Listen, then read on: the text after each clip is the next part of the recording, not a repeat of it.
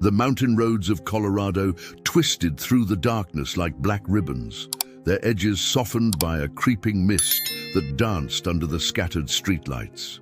David Carter's grip on the steering wheel tightened as he fought against the exhaustion seeping into his bones. After a grueling 24-hour shift at the Boulder Fire Department, every blink felt like a battle against his heavy eyelids. The clock on his dashboard read 2:17 a.m., and the temperature outside had dropped below freezing. David adjusted his rearview mirror, catching a glimpse of his tired reflection. Dark circles under his eyes and 2 days' worth of stubble telling the story of his demanding schedule. At 32, he had been a firefighter for nearly a decade, but the late-night drives home never got easier. The radio crackled with static as it lost reception in the mountainous terrain. David reached to adjust it, but something caught his eye. A small, motionless shadow by the roadside.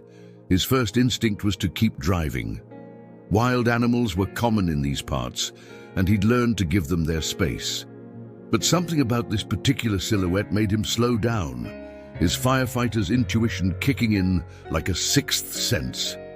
Pulling over to the shoulder, David grabbed his heavy-duty flashlight from the glove compartment. The beam cut through the fog as he stepped out of his truck, the cold air biting at his exposed skin. His boots crunched on the gravel as he approached the spot where he'd seen the shadow. What he found made his heart clench. There, huddled against the guardrail, was a small creature, a puppy, or what appeared to be one. Its fur was matted with mud and ice, its tiny body shivering violently in the mountain cold. David had seen his share of abandoned animals before, but something about this one was different. Its eyes, when they met his, were unusually large and dark, reflecting his flashlight beam with an almost supernatural intensity. Without hesitation, David shrugged off his thick department jacket and carefully approached the trembling animal.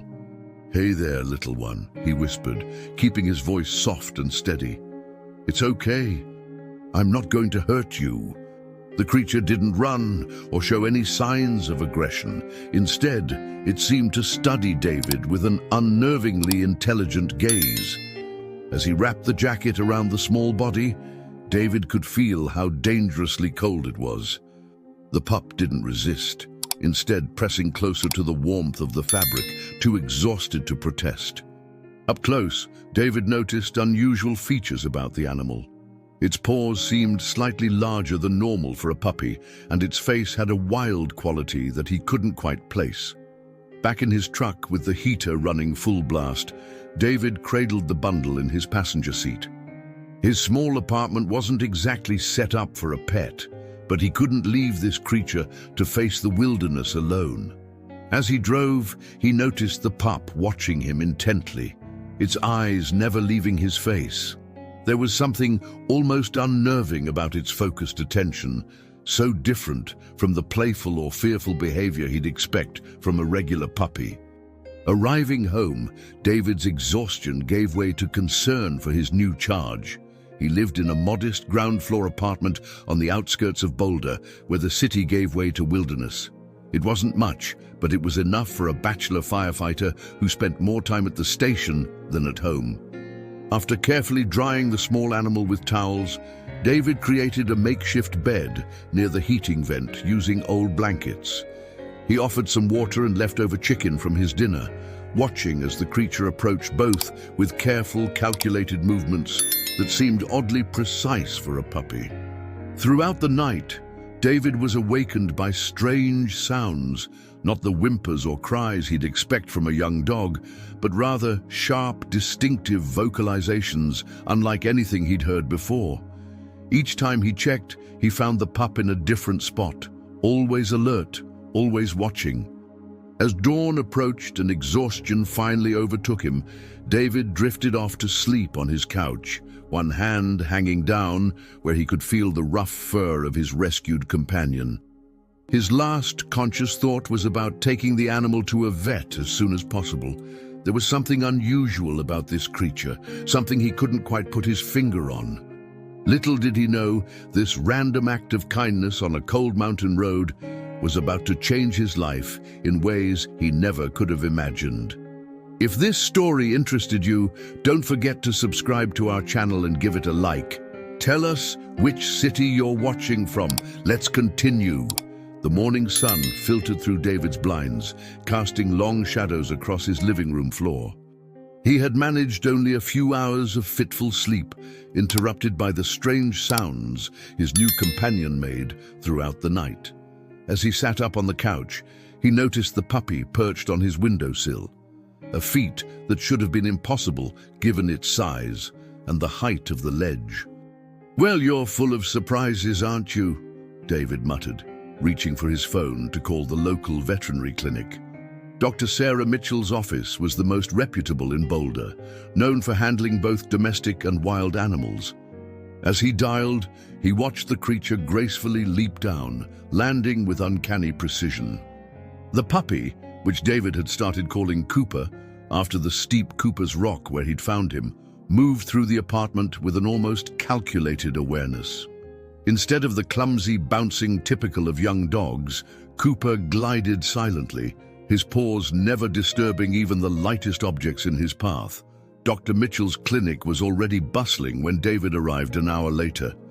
The waiting room was filled with the usual morning crowd, dogs pulling at their leashes, cats in carriers, and the occasional exotic pet. But as soon as David entered with Cooper, an unusual hush fell over the room. The other animals seemed to withdraw, creating a subtle but noticeable distance from the newcomer. Sarah Mitchell had been a veterinarian for over 20 years, and very little surprised her anymore. However, when she entered the examination room and saw Cooper, her professional demeanor cracked slightly. "Well, this is interesting," she murmured, adjusting her glasses as she approached the examination table. Cooper remained unnaturally still as Dr. Mitchell checked his vitals and examined his features. She measured his pore size, studied his dental structure, and observed his eye responses with growing fascination. "David," she said finally, "where exactly did you say you found him?" As David recounted the previous night's events, Dr. Mitchell's expression grew increasingly thoughtful. She pulled out a medical reference book from her shelf and began comparing notes. "These markings here," she pointed to Cooper's face, "and the structure of his jaw. They're not typical for any domestic breed I know." "What are you saying?" David asked, a knot forming in his stomach. He'd grown attached to Cooper in just these few hours, and something in the veterinarian's tone made him uneasy. "I'd like to run some tests," she replied carefully. "Blood work, DNA analysis. There's something unique about your little friend here. The way he moves, his physical characteristics, they're more consistent with wild canids than domestic dogs." Before David could process this information, his phone buzzed with a message from the fire station. They needed him to come in early. A major storm system was approaching, and they were short-staffed. He looked at Cooper, then at Dr. Mitchell. "Leave him with me for the day," she offered. "I'll run the tests and call you as soon as I have results." "And David," she hesitated, choosing her words carefully, "you might want to keep quiet about where you found him until we know exactly what we're dealing with." Back at the fire station, David couldn't shake the feeling that his life was about to become significantly more complicated. His colleague Ethan noticed his distraction during their equipment check. "You look like you've seen a ghost, man. Everything okay?" David trusted Ethan. They'd been through countless emergencies together over the years. He found himself sharing the story of Cooper and Dr. Mitchell's strange reaction. Ethan listened intently, his expression growing serious. "You know," Ethan said, lowering his voice, "my uncle works for the wildlife service up in the mountains. He's told me stories about some of the creatures they track up there, things that aren't supposed to exist in these parts anymore. Maybe you should give him a call." Before David could respond, his phone rang, Dr. Mitchell's number flashing on the screen. The test results were in, and her voice carried an urgency that made his heart race. "David, you need to come back to the clinic. Now, "There's something you need to know about Cooper." As David rushed to his truck, storm clouds gathered ominously over the mountains.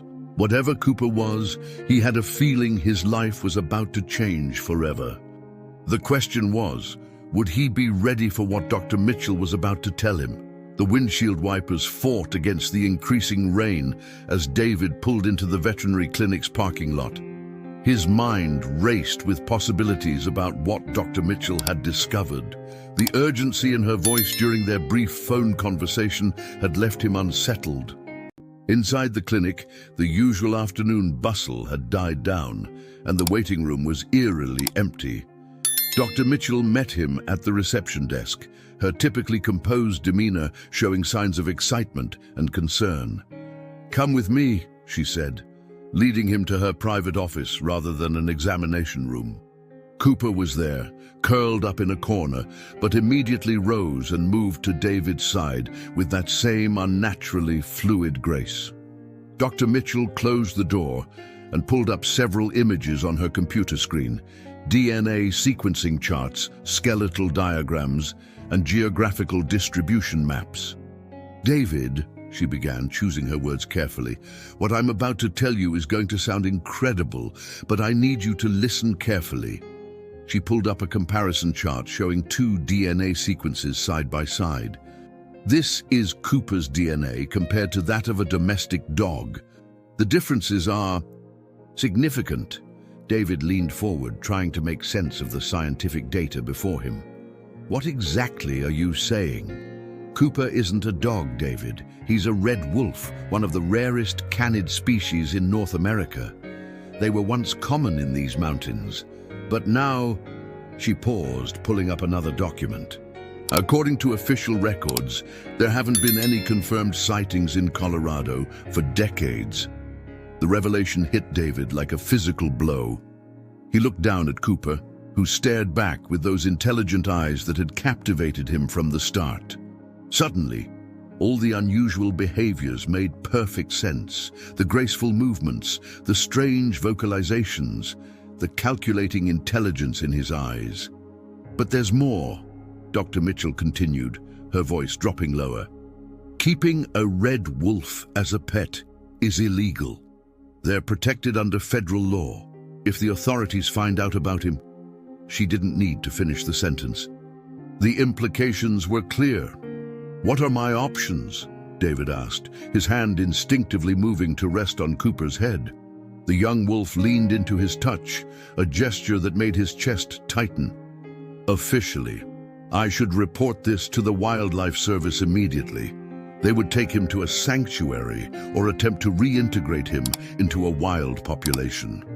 "Doctor," Mitchell's expression softened, "but there's something unusual about Cooper. The way he's bonded with you, his comfort around humans. It's unprecedented for a wild wolf, especially one so young." Their conversation was interrupted by a sharp knock at the door. Linda, the front desk receptionist, poked her head in. "Dr. Mitchell, there's someone here from the Wildlife Service.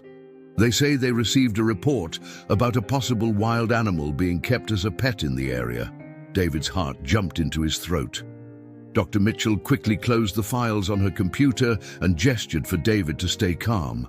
"I'll handle this," she whispered, then turned to Linda. "Tell them I'll be right out." Before leaving the office, Dr. Mitchell handed David a business card. "My brother runs a wildlife rehabilitation center in the mountains. Call this number, tell him I sent you.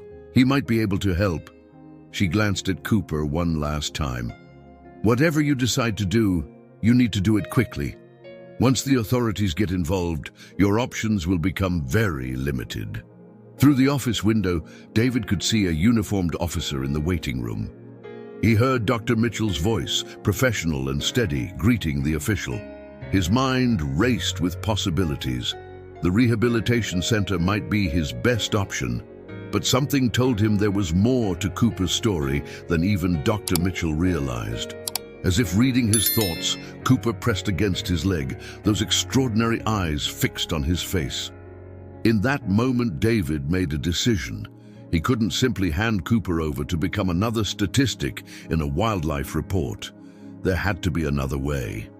Using the back door of the clinic, David and Cooper slipped out into the stormy afternoon. The rain had intensified, providing cover for their escape, but David knew this was just the beginning. He had to figure out a way to protect Cooper while staying within the bounds of the law, if such a path existed. As they drove home through the mounting storm, David's phone buzzed with a text from Ethan. "My uncle needs to talk to you. Says it's urgent. Something about wolves returning to Colorado." David's grip tightened on the steering wheel. Perhaps there was hope after all, but time was running out. Chapter 4. A Glimmer of Hope. The mountain cabin where Ethan's uncle lived was nearly invisible from the main road, tucked away behind a thick grove of pine trees. Robert Mason had worked for the Wildlife Service for over 30 years, and if anyone could help David with his unusual situation, it would be him. David parked his truck behind the cabin, out of sight from the road. Cooper, who had been unusually alert during the drive, perked up at the scent of the surrounding wilderness. The storm had passed, leaving behind a pristine blanket of fresh snow that crunched under their feet as they approached the cabin's door. Robert Mason was a tall, weathered man with gray-streaked hair and eyes that seemed to catch every detail. When he opened the door, his gaze immediately went to Cooper, who stood calmly at David's side. "Well," he said quietly, Ethan wasn't exaggerating. "Come in, both of you." The cabin's interior was a testament to decades of wildlife research. Maps covered the walls, marked with colorful pins and notations. Bookshelves overflowed with scientific journals and field guides. On a large table, several trail cameras and tracking devices were spread out alongside stacks of photographs. "I've been tracking wolf movements in these mountains for the past 20 years, Robert explained, pulling out a detailed map of the Colorado Rockies. "Recently, we've been getting reports of unusual activity, sightings that don't match our known wolf populations." He pointed to several marked locations. "3 months ago, we found tracks that could only belong to red wolves, a species that supposedly hasn't been seen here in decades." David watched as Cooper approached the map, his nose twitching with interest. "Dr. Mitchell confirmed that Cooper is a red wolf," he said. "But she also mentioned something unusual about his behavior." Robert nodded, studying Cooper with intense interest. "Red wolves are typically highly adverse to human contact. The fact that this young one has bonded with you is extraordinary." He reached for a folder on his desk. "It might also be our opportunity." The folder contained proposals for a new wildlife program, one that would combine search and rescue operations with wildlife conservation. "We've been trying to establish a specialized unit that uses wild canids in search and rescue missions. Their natural abilities far exceed those of domestic dogs, but the challenge has always been finding animals that can work with humans." David's heart began to race as he understood what Robert was suggesting. "You think Cooper could be part of this program? If we can prove his capabilities, we might be able to establish a legal precedent." Robert pulled out some official-looking documents. "There are provisions in the wildlife protection laws for special circumstances, situations where protected species can be maintained in human care if they serve a crucial public service role." Cooper, as if understanding the weight of the conversation, moved between them and sat down, his intelligent eyes moving from one man to the other. Robert knelt down to examine him more closely. His age is perfect for training, and he's already shown an extraordinary ability to bond with humans. But we'd need to prove his search and rescue potential quickly, before the authorities make a decision about his fate. Just then, Ethan's voice crackled over David's radio. "David, you there? We've got a situation developing." 3 hikers lost contact with their group about 2 hours ago, somewhere near Black Bear Pass. With this snow and dropping temperatures, it's not looking good. Robert and David exchanged looks. "This could be our chance," Robert said. "But it's risky. If anything goes wrong—" "I trust Cooper," David interrupted, already reaching for his gear. "And right now, those hikers need all the help they can get. Robert quickly gathered some tracking equipment. I'll call in some favors. Get permission for a training exercise with a specialized search and rescue canine. It won't buy us much time, but it might be enough. He handed David a professional-grade GPS collar. Document everything. If Cooper can help find those hikers, we'll have our first piece of evidence for the program proposal. As they prepared to leave, Robert grabbed David's arm. One more thing you should know. Those wolf tracks we found 3 months ago? They were part of a family group. There's a pack out there somewhere, and Cooper might be part of it. Are you prepared for the possibility that he might choose to return to them? David looked at Cooper, who stood alert by the door, ready for action. The young wolf's loyalty would soon be tested in more ways than one. But right now, they had a mission to complete, one that could determine not only Cooper's fate, but potentially change the future of wildlife conservation in Colorado. Black Bear Pass was treacherous in the best conditions, but the fresh snow and falling darkness made it particularly challenging. David's rescue vehicle crawled along the access road, its headlights cutting through the growing gloom. Cooper sat in the passenger seat, more alert and focused than David had ever seen him. The radio crackled with updates from the search teams. The missing hiker's last known location was near the summit, but the deteriorating weather had forced the helicopter units to suspend their aerial search.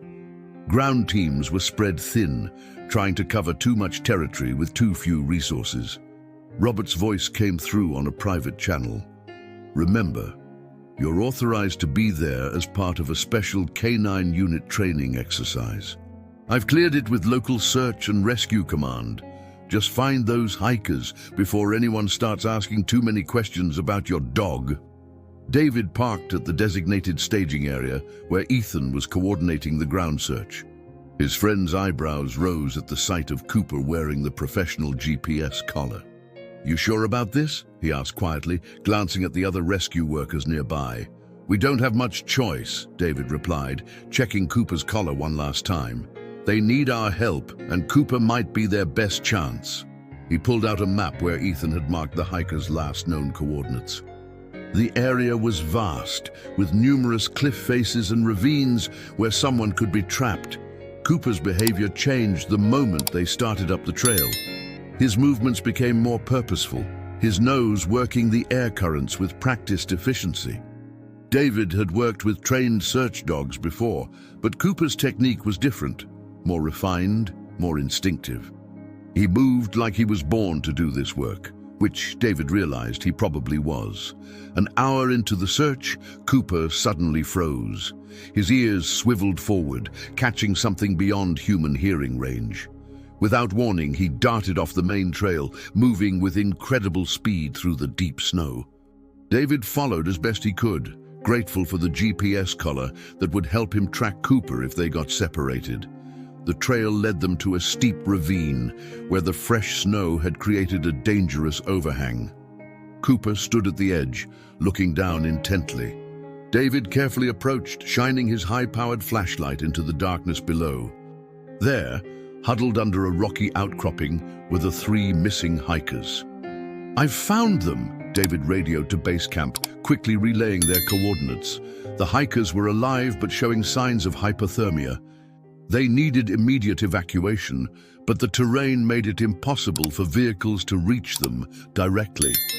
As David worked to secure a rope line down to the hikers, a haunting sound echoed through the mountains, a wolf's howl, distant but clear. Cooper's entire body tensed, his ears erect and alert. Another howl answered the first, closer this time. David's heart caught in his throat as he realized what was happening. The local wolf pack, possibly Cooper's family, was nearby. Cooper took several steps toward the sound, then looked back at David, clearly torn between 2 worlds. The howls came again, more insistent now. David could see other shapes moving in the darkness between the trees, sleek, powerful forms that were definitely not dogs. Cooper, David called softly, I need your help here.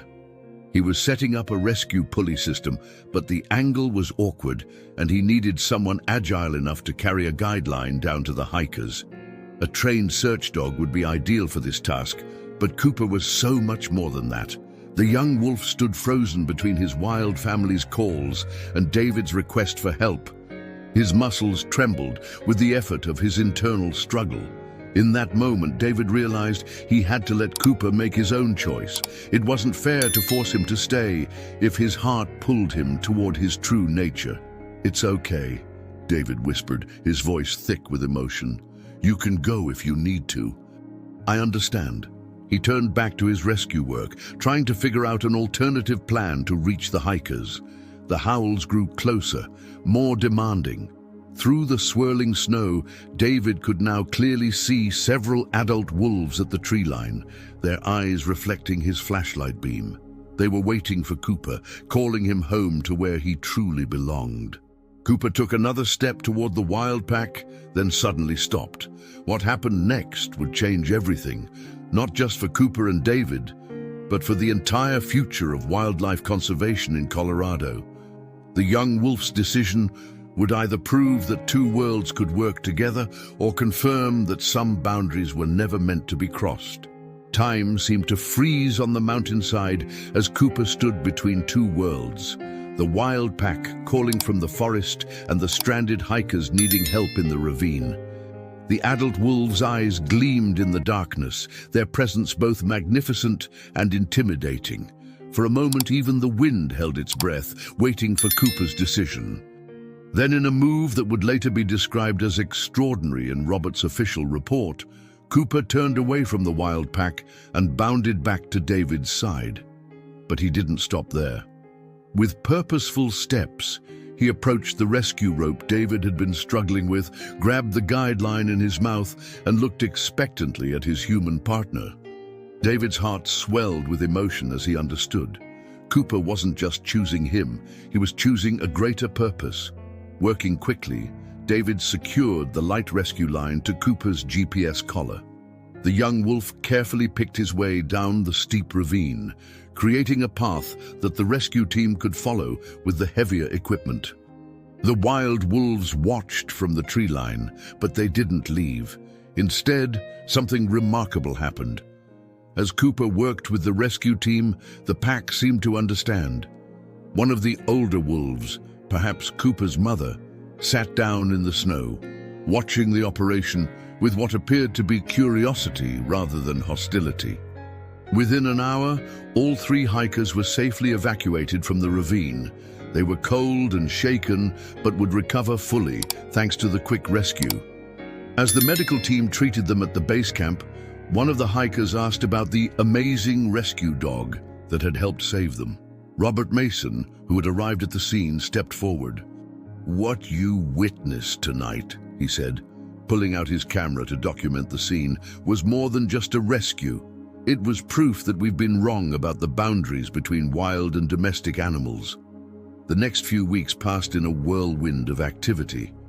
Robert submitted his report to the Wildlife Service, complete with video evidence of Cooper's rescue work and detailed documentation of his unique abilities. Dr. Mitchell provided comprehensive medical records and behavioral assessments, making a strong case for Cooper's special status. The story caught the attention of wildlife conservation groups and search and rescue organizations across the country. Cooper's success opened discussions about new approaches to wildlife conservation and rescue operations. The Wildlife Service, impressed by the potential benefits, fast-tracked the approval of Robert's specialized program. Even more fascinating was the unexpected development with the local wolf pack. Instead of disappearing back into the wilderness, they established a territory that overlapped with the rescue training grounds. Over time, under Cooper's influence, other young wolves began showing interest in the search and rescue operations. Robert's dream of a wildlife cooperation program suddenly seemed not just possible, but inevitable.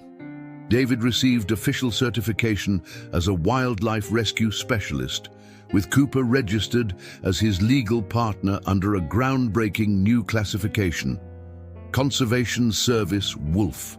The designation created a framework for other wild animals to be legally integrated into rescue operations while maintaining their essential wild nature. 1 year later, David stood at the entrance to the newly established Colorado Wildlife Rescue Center, watching Cooper train a new generation of wolf rescue teams. The young wolf had grown into his role beautifully, bridging the gap between wild and domestic in ways nobody had thought possible. The success of the program had led to similar initiatives across the country, changing the way humans and wildlife could work together. On quiet nights, Cooper still answered the calls of his wild family, but he always returned to work alongside David. He had chosen not just one world, but found a way to belong to both, proving that sometimes the bravest choice isn't choosing between two paths, but forging an entirely new one. As the sun set over the mountains, David watched Cooper lead a training exercise, his powerful form silhouetted against the golden sky. The young wolf moved with the same grace that had captivated David on that fateful night on the mountain road. But now his movements had purpose, a higher calling that served both the wild and human worlds. End of story. Dear listeners, we hope Cooper's extraordinary journey has touched your hearts as much as it has touched ours. This tale of bridging two worlds reminds us that sometimes the most beautiful relationships transcend the boundaries we think exist between the wild and the domestic.